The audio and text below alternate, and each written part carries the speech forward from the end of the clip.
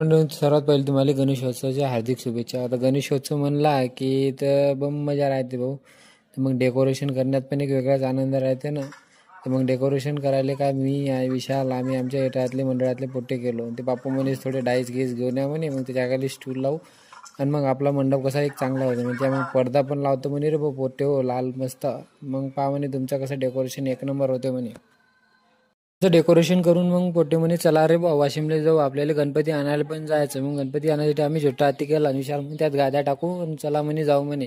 आजदा म्हणे बा चला रे पोट्टे हो चाललो रे बा वाशिमला असं सांग म्हणे. म्हणलं जा तसंच म्हणतो रे बा मी.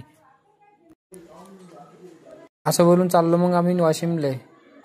पोहोचल्यावर आम्ही गाडी काय ते आंबेडकर चौकातून टाकली नाही बा. तिकडून त्याला गर्दी असते. मग काय म्हणे ते पुसत नाक्यावरून टाका म्हणे गाडी. पुसत नाक्यावरून गाडी टाकली तर आम्ही आलो कुंभार गल्लीतून. तर बापा रे बाप इथं पण गर्दी होती रे बा. आणि आम्ही नेमकंच चाललो लोक गणपती घेऊन यायला लागले.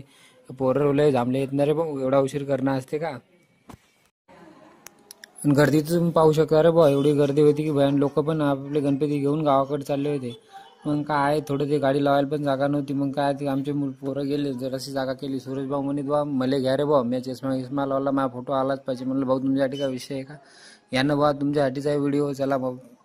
ते भाऊनं काय गाडी रिवर्स घेऊन मग थोडी मागं लावली. गाडी लावल्यानंतर मग आम्ही निघालो गणपती पाहायला. थोडं पुढे गेल्यावर आम्हाला एक पोरगी दिसली बा. ती दोरीवर कसरत करत होती. आपले जे अनुभव आणि कौशल्य दाखवून ती पण आपलं पोट भरण्याचं काम करत होती रे बा. मग आजदा म्हणे थोडं फोटो मागे सारखा मी थोडं वर पुढे जातो म्हणे. मी तर अध्यक्ष आहे ना तर मग अध्यक्षाला कसं मागं ठेवता तुम्ही. म्हणलं दा जाणार बा तू पुढे जाय म्हणलं. तू अध्यक्ष आहे तर तू पुढे जाय बा. मूर्त्या तर खूप सुंदर होत्या ना रे बा. कोणती मूर्ती घ्याव त्यात आम्हाला खूप कन्फ्युजन होत होतं. तर थोडं पुढे गेलो आणि अजून खूप मूर्त्या पाहिल्या रे भाऊ आम्ही. गर्दी तर बा असे बम गर्दी होती. लोक धंदड वाजवतच येत होते रे भाऊ. काय रे बा 2 घंटे फिरून आम्ही एक शेवटी मूर्ती फायनलच केली. म्हणलं चला रे पोट्टे घरी जाऊन डेकोरेशन पण करायचं रे. तेव्हा कुठे पोट्टे म्हणले बा चला बा घ्या मूर्ती आणि चला बा घरी. शेवटी आम्ही सगळ्यांनी मग मूर्ती काय रे भाऊ हातात घेऊन छोटा हातीपर्यंत छोटा हाती बम लांब लावले तर भाऊ तिथपर्यंत नेपर्यंत सगळ्याचे हात घेऊन आलेत. किती लांब असे ना भाऊ बाप्पासाठी तेवढं करावंच लागतं ना. आम्ही केलं बाप्पाचं वाजत गाजत स्वागत. पाहते तुम्ही कसं केलं आम्ही.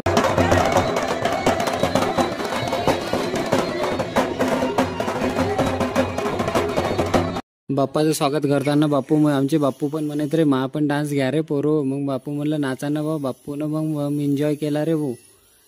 नंतर काय मग गंदे भाऊनं आमचे जे फटाके आणले होते ते फटाके लावले आणि बाप्पाचं जोरदार स्वागत केलं. सारं गाव म्हणत जाय रे बाबा फटाके कुठं फुटा लागले रे भाऊ. पण त्याला बी समजलं पाहिजे रे की बाप्पाचं स्वागत चालू आहे म्हणून.